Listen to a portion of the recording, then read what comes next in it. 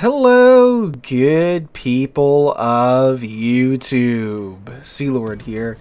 And, well, it's getting to be that time of year where I'm showing Elf and Polar Express in my classes all day, which means that the year itself is almost over. Now, while my work year takes a break here in the next few days, the calendar year, of course, too, is coming to an end here in about a week and a half.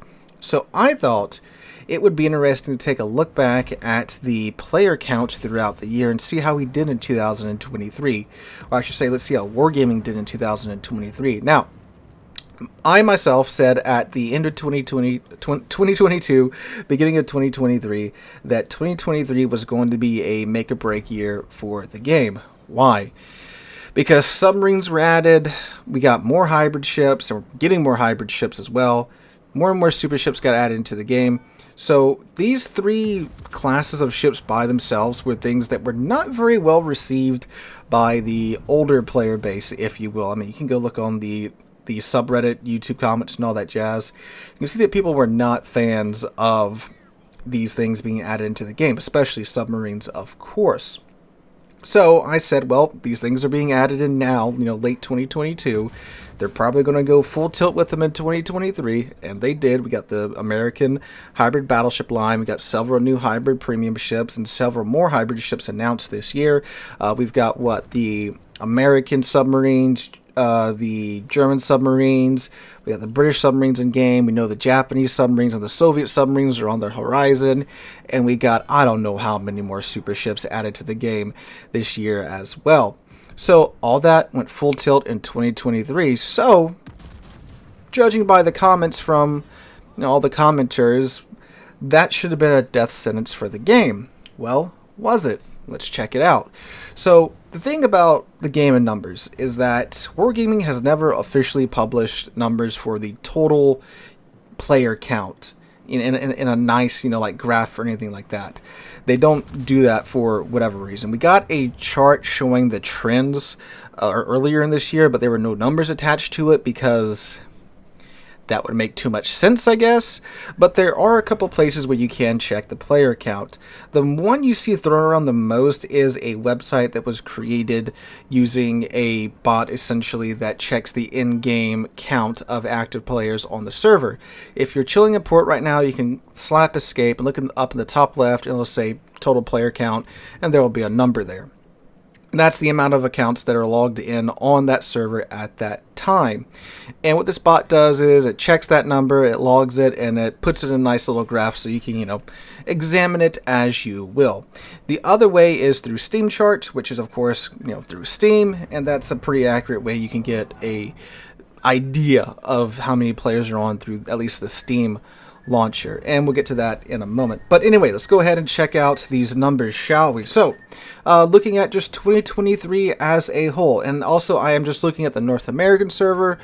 Why? I play the North American server. It's one of the smallest servers. I think it's just a little bit above the Asian server, or a little bit below, something like that. But it's one of the smaller ones. It's not the European server. The European server is much bigger and much more active. So obviously, if the game is going to peter out somewhere, it's probably going to be in the North American server anyway.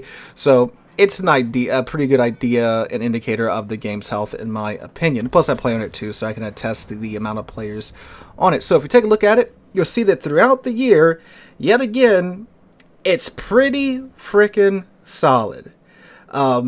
This is one thing about the Warships player base that I guess the people that like to say the game's dying often forget, is that, my God, are the players fairly dedicated to this game. Now, you notice that it hovers right around 10, 11-ish thousand throughout the year.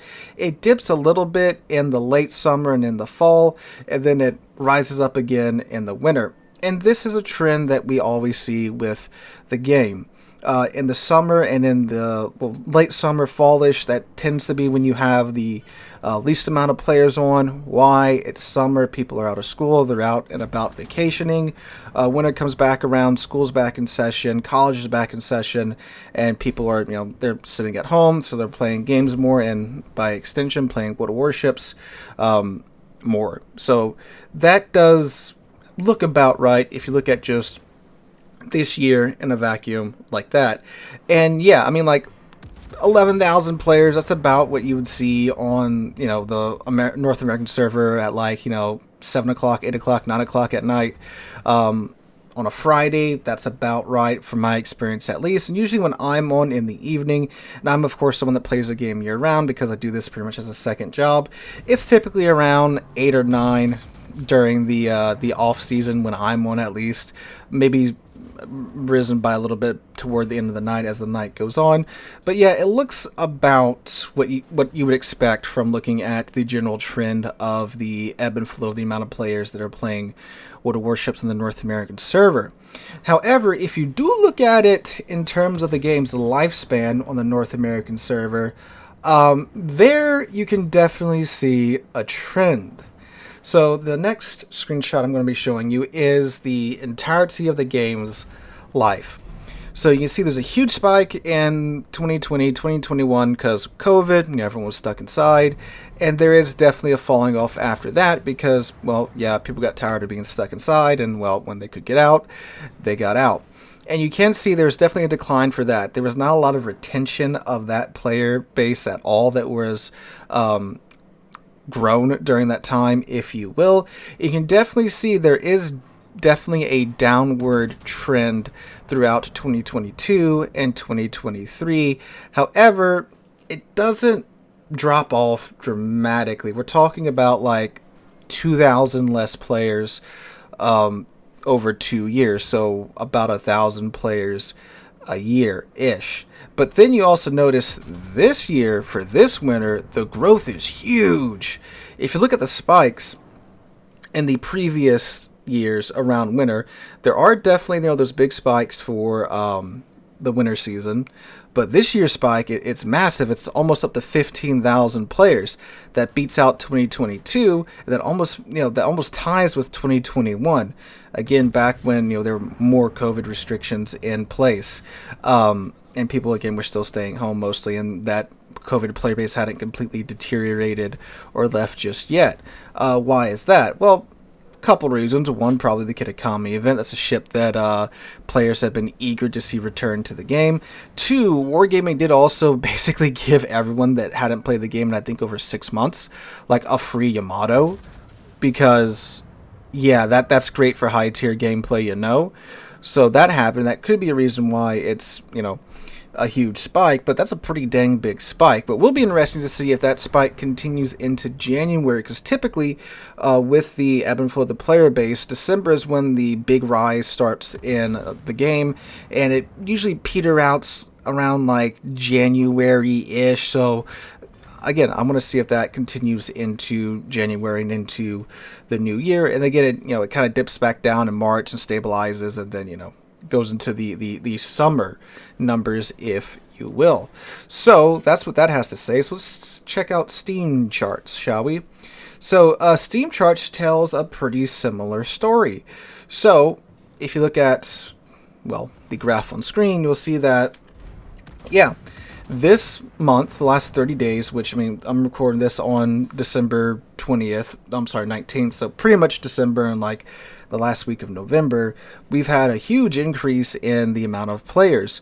The average players is at 8,207, with comparison to last December, it's only 7,801, so that's about 400 player improvement over last December. So that'll be interesting to see again how that continues into January. What's really weird too is that the peak players for the last 30 days was 192,567. What? I guess maybe with the start of the Snowflake event and all that jazz, but yeah, okay. That's interesting. Sometimes, too, there's some offers that go up on Steam that you have to log in through the Steam browser to get, so that could definitely be leading to that. So, yeah, what goes on with the Steam numbers is that not a lot of players play on Steam. The players that do play on Steam tend to be newer players. The game was originally launched with its own launcher, then now we have the Wargaming launcher, and Steam's just kind of like, yeah, it's there, but a very small percentage of the player base actually uses Steam. So what do these numbers tell us? Well, while the game is still very much not dead, And if we're looking at the rate of decline in the player base, at least on the North American server, if we're talking about bleeding about 1,000 players a year, the game still has like 10 years left in it, because we're still seeing about a 10,000 player average every day in North America, at least. And that's on average. No, obviously, some are higher, some are lower, but I think calling it about a 10K average daily player rate is fair for what we're seeing here according to these numbers. So again, with the player bleed off of 1,000 a year, about 10 years of life left in the game, which might be fine for wargaming, right? Because, this is already an 8-year-old game, so if the game makes it to 18 years old, I mean, heck, that's pretty successful, right? I don't think any game that has an active player base for that long is an unsuccessful game, right? But anyway, what is clear is that players are leaving. Now, it's, again, not the mass migration that some people would probably want it to be, but they are leaving. Why? Well, I mean, submarines have been out. They have been very frustrating to deal with for a lot of the player base. But Wargaming did actually announce, if you missed that video, that they are looking at changing and improving surface ship versus sub interaction. They're looking at fixing shotgunning and other things that are very annoying to the average player. Same with CVs. So Wargaming could be seeing, and well, they are seeing the same thing that we're seeing, and maybe they're realizing, oh crap, if we want this game to keep going, want this game to keep making money for as long as humanly possible, you can't keep just, introducing broken ships that are frustrating to deal with, that the mechanics aren't there to deal with in a way that is, shall we say, convenient, or I'm trying to figure out what's the best way I can describe this. Convenient or intuitive for the surface ship player, like CV versus surface ship interaction. That's still something that's not great. That the constant spotting is annoying as hell, right? And again, that's something that they finally announced they are taking some big steps towards improving. So it's going to be an interesting 2024. If these improvements are brought to fruition and they're implemented, maybe that might bring some old players back. I mean, the players are still certainly there. You can see by the peaks in the winter. Like, there's still plenty of players here on the North American server, right? And, I mean, like, a dead game, right? What is a dead game? World War Planes is still online. Believe it or not, there's still players that play that game, and they do get updates, like, every 2 or 3 months, right?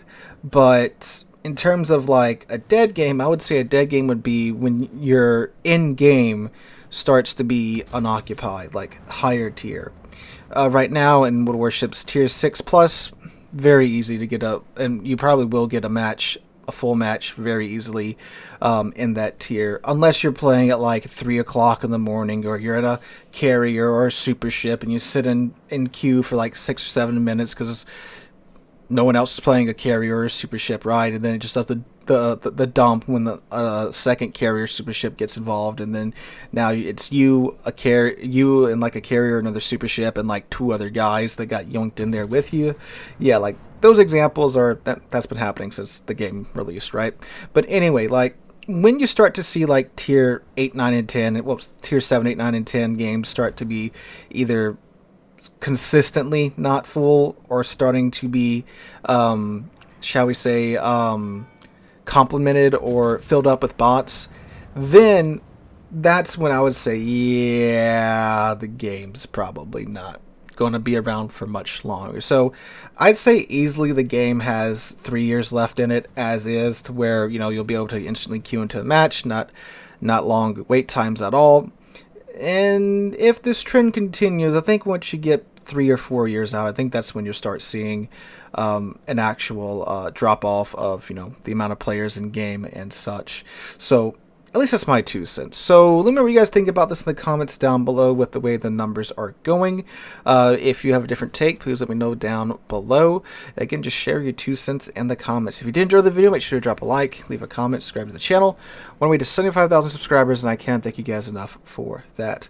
Hope you guys have a wonderful rest of your day and wonderful week. Hope to catch you guys in the next one.